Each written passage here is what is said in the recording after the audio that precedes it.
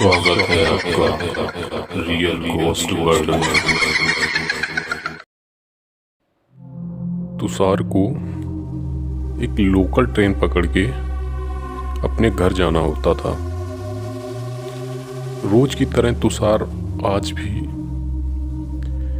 काम से फ्री होकर स्टेशन की तरफ जा रहा था और उसको लग रहा था कि आज लेट हो गया हुआ है वो, ऐसा ना हो कहीं उसकी वो गाड़ी छूट जाए।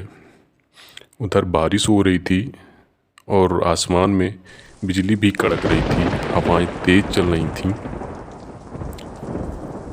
और तुषार अपने स्टेशन पहुंच जाता है और फुट ओवर ब्रिज पे वो चढ़ ही रहा था कि वो देख रहा होता है कि उधर से जिस ट्रेन से वो घर के लिए जाता है वो एक हॉर्न देते हुए आगे की तरफ बढ़ रही थी।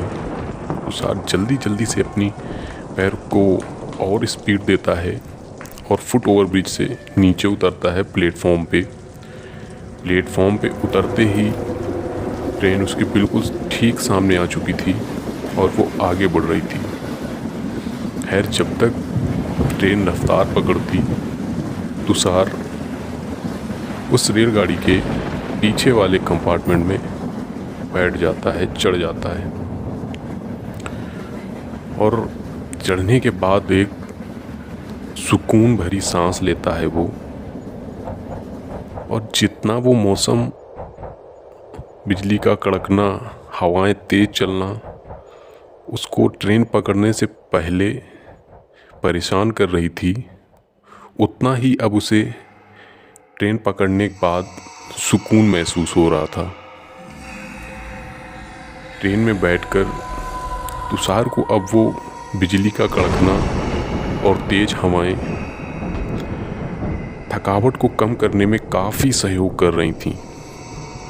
कुछ देर बाद तुषार की एक आँख लग जाती है और वो थोड़ा सा सो जाता है। थोड़ी देर बाद ही जब उसकी आँख खुलती है तो वो खुद को पाता है कि उस ट्रेन में काफ़ी भीड़ हो जाती है। ये सब देखने के बाद वो यह सोचता है कि अभी जब मैं इस ट्रेन में चढ़ा था तब इसमें कोई भी पैसेंजर नहीं था और अब केवल एक स्टेशन से इतने सारे पैसेंजर आके बैठ जाते हैं। खैर, थकावट ज़्यादा होने की वजह से तुषार इन दो ज़्यादा बातों पे ध्यान नहीं दे पाता है और उसकी आँख फिर से लग जाती है। थोड़ी ही देर बीते थे कि अचानक तुषार की ट्रेन की हॉर्न की वजह से आँख खुल जाती है और जब वो आँख खोल के देखता है तो ट्रेन में कोई भी नहीं था। ये सब देखने के बाद मानो वो थोड़ा सा परेशान हो जाता है। अभी कुछ देर पहले उस कंपार्टमेंट में काफ़ी सारे लोग थे और अब उसे कोई नहीं नज़र आ रहा था, जबकि कोई भी स्टेशन पीछे नहीं छूटा था जिस पे वो पैसेंजर उतर गए हों। खाली कंपार्टमेंट देख के वो थोड़ा सा परेशान होता है, लेकिन उसकी नज़र सामने वाले बर्थ पे जाती है जहाँ पे एक आदमी बीड़ी पीता हुआ उसे दिखाई दे रहा था। तुषार ने उससे जब पूछा कि अभी तो इसमें बहुत सारे पैसेंजर थे और अचानक ये कंपार्टमेंट खाली हो गया है, तो इतना सुनने के बाद उस आदमी ने बीड़ी का एक जोरदार कस लेते हुए हवा में छोड़ते हुए बोला, मैं पिछले 30 सालों से इस ट्रेन में सफ़र कर रहा हूँ, लेकिन 12 बजे के बाद इस कंपार्टमेंट में कोई नहीं चढ़ता। ये आवाज़ थी उस सामने बैठे हुए आदमी की। थोड़ा सा तुषार परेशान होता है। तब तक वो आदमी बोलता है कि मैं कुछ दिनों पहले करीब 1 साल पहले की बात है। वो इस ट्रेन में पीछे वाले स्टेशन से चढ़ा था और जब वो चढ़ा था तब इस कंपार्टमेंट में कोई भी नहीं था और वो आकर इसी डब्बे में बैठ जाता है और बैठने के बाद उसकी थोड़ी सी आँख लग जाती है और जब वो आँख खोल कर देखता है तो पूरा अपार्टमेंट खाली पड़ा था। सिर्फ और सिर्फ उस कंपार्टमेंट में एक आदमी था जो अखबार पढ़ रहा था। उस आदमी का चेहरा मुझे नहीं दिख रहा था और जैसे ही उस आदमी ने पेज पलटने के लिए अखबार को मोड़ा, उसके बाद जो उसको उसका चेहरा दिखा, मानो इस तरीके से उसका चेहरा लग रहा था कि उसका आधा चेहरा किसी ने पत्थर से मार कर बिगाड़ने की कोशिश करी हो। पत्थर से मार मार के उसका चेहरा बेकार कर दिया था। इतना सब देख के मैं जोर से डर जाता हूँ और मेरी चीख निकल जाती है। मैं चिल्ला रहा था। मैं चिल्लाते हुए उस कंपार्टमेंट के दरवाजे पे पहुंच जाता हूँ। थोड़ी देर बाद अचानक मुझे एक आवाज़ आती है, क्या हुआ भाई साहब, आप ठीक तो है ना?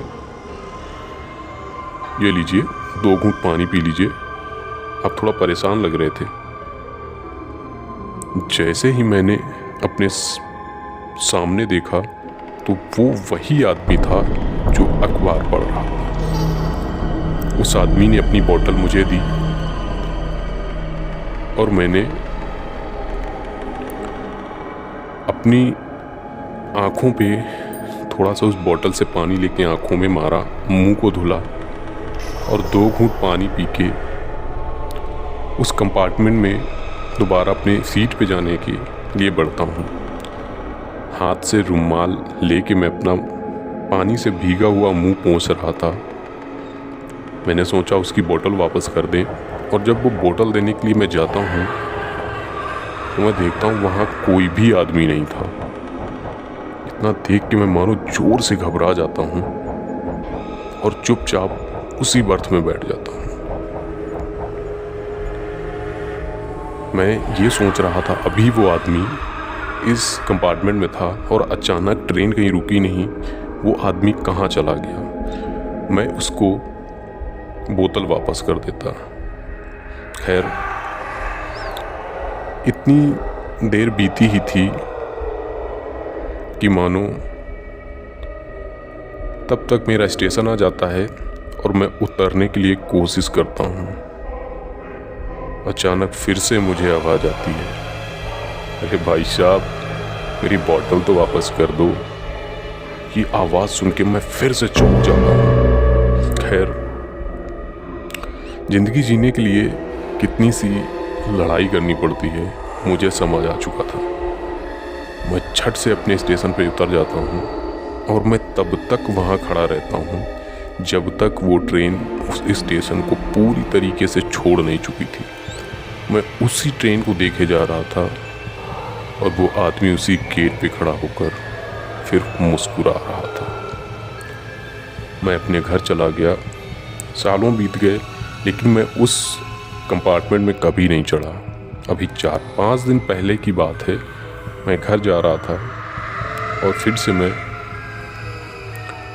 उस ट्रेन में बैठ जाता हूँ। कुछ लोग ऐसा बताते हैं कि उस ट्रेन के उस कंपार्टमेंट में बैठना गलत नहीं है, लेकिन बैठकर अगर आपको नींद आ जाए तो आपके दिमाग पर किसी और का ही जोर चलता है। मैं उस कंपार्टमेंट में बैठा था और अपनी आँखों को अपने दोनों आँख से पकड़ कर रखा हुआ था कि मुझे नींद ना आए,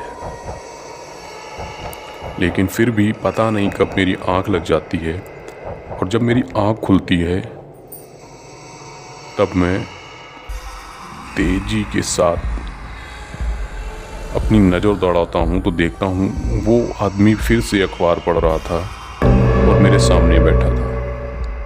ये सब देख के मैं तेजी के साथ एकदम गेट की तरफ भागता हूँ और वहाँ भागने के बाद मैं कूद नहीं सकता था क्योंकि वो ट्रेन की स्पीड बहुत तेज़ थी।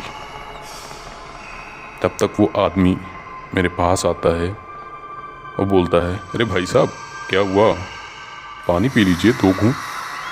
तब मैंने अपने हाथ को झटकते हुए बोला, नहीं मुझे आपके पानी की ज़रूरत नहीं है, दूर रहिए आप मुझसे और अपना पानी और अपनी सहानुभूति अपने पास ही रखिए।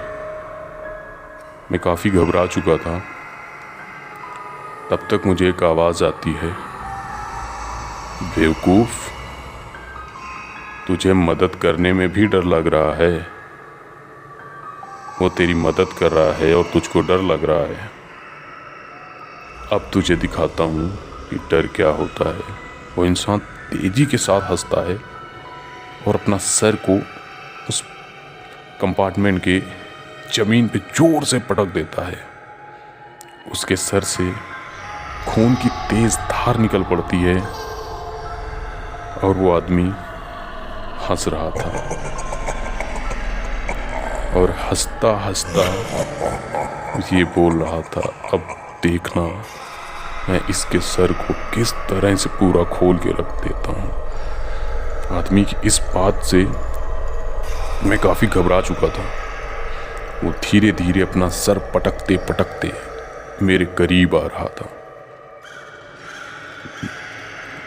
और मैं काफ़ी घबरा रहा था। मेरे वो आदमी काफ़ी करीब आ जाता है और आने के बाद गेट पे खड़ा हो जाता है। मैं काफ़ी घबरा रहा था, काफ़ी परेशान था मैं, मानो मेरी जान ही निकलनी बस बाकी थी, लेकिन कुछ कर नहीं सकता था। फिर देखा मैंने कि वो आदमी इतना सब करने के बाद उस गेट से इतनी तेज़ी के साथ कूदा और उसका सर किसी खंभे में जाके टकरा गया और उसकी एक चीख निकल गई। वो चीख मेरे आज तक कानों में गूंजती है। आदमी अपनी कहानी बता के रुका ही था कि तुषार बोलता है कहानियाँ अच्छी सुना लेते हैं आप, काफ़ी इंटरेस्टिंग कहानी है आपकी, मगर आप कल नहीं थे ना इस कंपार्टमेंट में, कल मैं था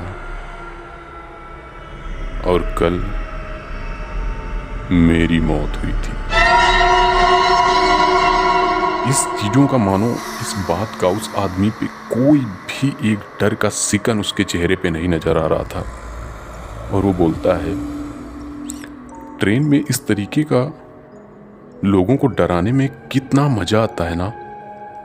ये आवाज़ थी उस आदमी की। मैं थोड़ा सा घबरा जाता हूँ और फिर मैं जा करके ट्रेन के उस डब्बे के गेट पे खड़ा हो जाता हूँ कि तब तक मैं पाता हूँ वापस उसी तरफ नज़र दौड़ाई जहाँ वो आदमी बैठा था। वहाँ पर अब कोई भी आदमी नहीं था। इतना सब देखने के बाद मानो मेरी जान निकल रही थी, रूह कांपी जा रही थी मेरी। मैं काफ़ी परेशान था और वो आदमी वहाँ नहीं था। आदमी ऐसा मुझे महसूस हो रहा था कि वो आदमी धीरे धीरे उसी तरह की आवाज़ करते हुए, सर को पटकते हुए आगे बढ़ रहा था। वो आवाज़ मुझे काफ़ी ज़्यादा डरा रही थी और मैं काफ़ी डर भी रहा था कि अचानक वो आदमी मेरे पास आ जाता है और तभी अचानक मेरी एक खुली आंखों में ही, जैसे मैं सपना देख रहा था, अचानक एक ट्रेन तेज रफ्तार के साथ हॉर्न देते हुए मेरी बगल वाली पटरी से गुजरी थी कि मानो मैं बेहोशी से उठ गया। देखा तो सब कुछ नॉर्मल था और फिर अचानक मेरा फ़ोन वाइब्रेट होता है। मैंने फ़ोन को उठाया तो देखा एक अननोन नंबर से कॉल था और अननोन नंबर से मैंने फ़ोन उठाया जब, तो उधर से आवाज़ आती है, कल इस कंपार्टमेंट में मौत तुम्हारी नहीं हुई थी। अगर मौत हुई थी वो आज से 40 साल पहले मेरी हुई थी।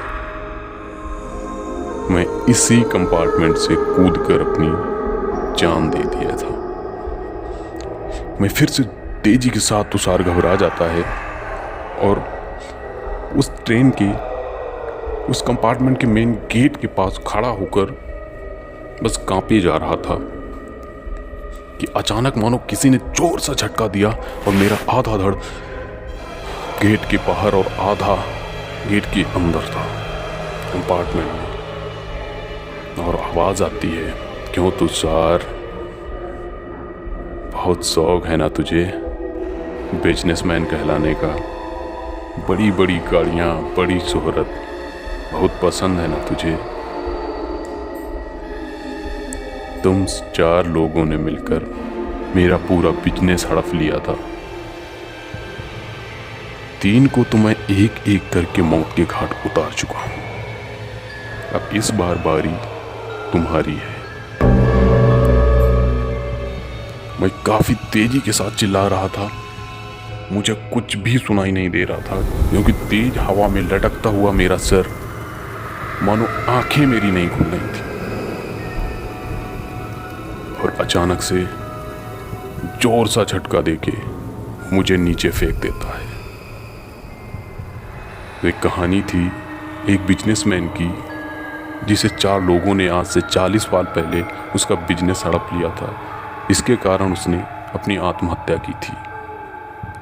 इस वजह से उसने बदला लेने के लिए, कहते हैं, ऐसा किया था। दोस्तों, ये थी हमारी आज की कहानी। कहानी कैसी लगी है कमेंट बॉक्स में ज़रूर बताएं।